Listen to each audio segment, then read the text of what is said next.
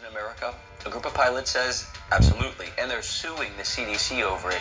We dissect the legal and the medical arguments to this. Like, should planes be treated differently than, let's say, subways?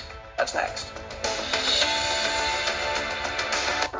Newsy, Sunday nights on Newsy. See your... How often are you wearing a mask these days? I got coffee today, no mask. Same at the salon. Can you tell I got my hair cut? No mask. But if you want to board an airplane, there is a mandate at least until April 18th. We are so close to normal life, but we've seen these things can change very quickly. The airline mask mandate has already been extended 3 times, and that goes for all public transit. But here's the thing. Right now, transmission levels in most of the country are low.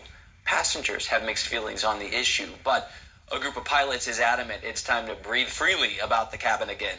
Newsy national correspondent Clayton Sandell joins me tonight. Clayton, 10 pilots are suing the CDC over this mandate, and I understand you talked to one of the plaintiffs. What'd they say? Yeah, Chance, good evening to you. We are not talking about a lot of pilots, and they are at odds with many public health officials. But the 10 pilots that filed this lawsuit say as mask mandates have ended in many public spaces, it is time for masks to come off when you fly. They argue they're not only unnecessary, but in some cases, it could make flying unsafe. The fights that have erupted among airline passengers over masks becoming a legal fight brewing in the cockpit. 10 pilots from 3 airlines are suing the federal government over a mask mandate they say is illegal, jeopardizes safety, and is leading to those passengers behaving badly.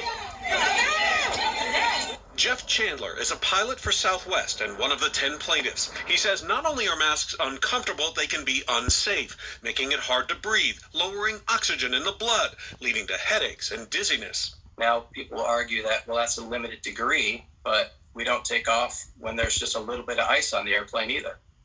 We don't take off if I just have a little bit of alcohol in my blood either.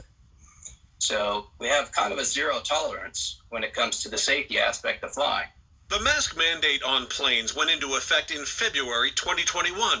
Last week, the TSA extended it again until April 18th, citing a CDC recommendation. Passengers seem split on masks. As long as people are still contracting COVID, I think it's still needed. But I'm tired of the masks, and if everybody's inoculated, I really don't see the necessity anymore. But Chandler believes the people on his planes are fed up. You see a lot of frustration with the passengers as they come on board the plane, and it's causing them to be very aggravated and lash out when otherwise they would just be normal and happy people getting on a plane to go do whatever it is they're heading out to do. The pilot's anti-mask lawsuit is similar to one filed in February by the state of Texas. Both suits claim mask mandates are unconstitutional, that federal agencies don't have the authority to enforce them. It never went through any kind of legislative procedure.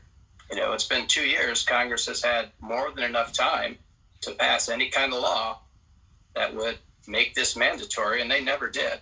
The 10 plaintiffs are at odds with the union representing 62,000 pilots in the U.S. and Canada. In August, the Airline Pilots Association supported the mask mandate, saying facial coverings have been proven to help stop the spread of COVID-19 and will help ensure the safety and health of crew members on every flight. And Chance, we did reach out to the CDC and the Department of Health and Human Services. They have not yet responded to this lawsuit, so we'll have to see where this goes. Chance. Clayton Sandell, the pilots seem determined, even 10 of them, so let's see how transmissions go. Let's dig into the science here tonight. I want to bring in Dr. Dana Hawkinson, an infectious disease specialist with the University of Kansas Health System.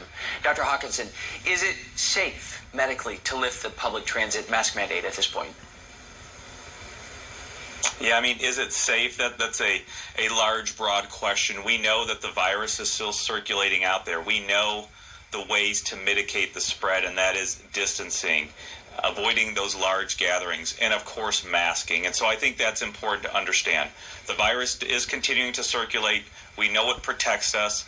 Masking, those pillars of public health, but also vaccinations. And I think we really need to boil it down to that individual or that individual's family and bubble to really understand and decide how safe it can be. Understand your risks as a person when you take into account your other chronic illnesses or comorbidities. Also understand your vaccination status. All of these things should play into a part. And I think the most important thing to remember is that if you do feel uncomfortable in these situations, you can still wear a mask. We know that masking alone, especially with up-to-date vaccination, does help protect against infection as well as severe disease and hospitalization. Dr. Hawkinson, the airline industry is kind of interesting because on one hand they're saying, let's keep the restrictions in place. On the other hand, they're saying, get on a plane. We have fantastic ventilation systems. They're the best in the world. They're better than other buildings that you're going to walk into. So, you know, a lot of parents, I think, I have two 2-year-olds. We've been waiting a few years now to get on a plane because kids cannot wear a mask for 5 hours. You know, it's just not possible. Is it reasonable to take them if you think they're probably safe, they've had COVID before, and that they can probably make it?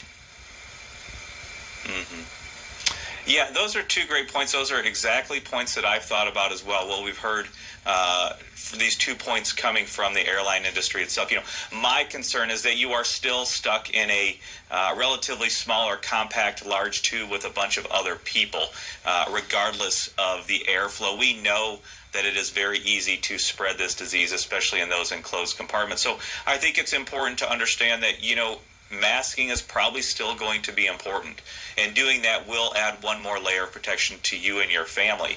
Wanted to ask you about one other public transit system, not buses. Buses, I kind of get because you're essentially kissing the person next to you. They're so close. But on subway systems, ridership is down by 50% in a lot of places. You get on the subway here in DC, there's like 2 people to a car. You know, it's way busier to be sitting seat to seat in a restaurant with no mask on, talking loudly.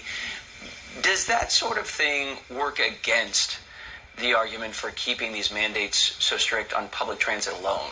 You know, I think that still goes to just building the plane while you fly it, really applying certain rules to some places and different rules to others. We saw that happen all throughout the pandemic with, you know, churches being closed down, yet bars and restaurants being open. So there's all that dichotomy. There has been dichotomy and inconsistencies in some of these guidance measures from place to place. When you bring up a good point, a lot of these places are essentially the same or maybe less risk. But I think with the subways, you know, you certainly, although ridership is down now, we know that those can pack up fairly quickly. And you're just going to be in contact maybe with more people than normal. And so I think there are a lot of other differences there than the restaurant itself, but you bring up good points. And we just have seen inconsistencies from one thing to another really throughout the pandemic in regards to mandates and restrictions as well. Some important points to think about here when it comes to risks, flexibility, and personal comfort. Dr. Dana Hawkinson, as always, thank you. Thank you. Speaking of getting back to normal, who feels comfortable ditching that mask, letting the mandates expire? Lisa Miller joins us next with her new findings on who's ready for normal life and who's still a bit hesitant.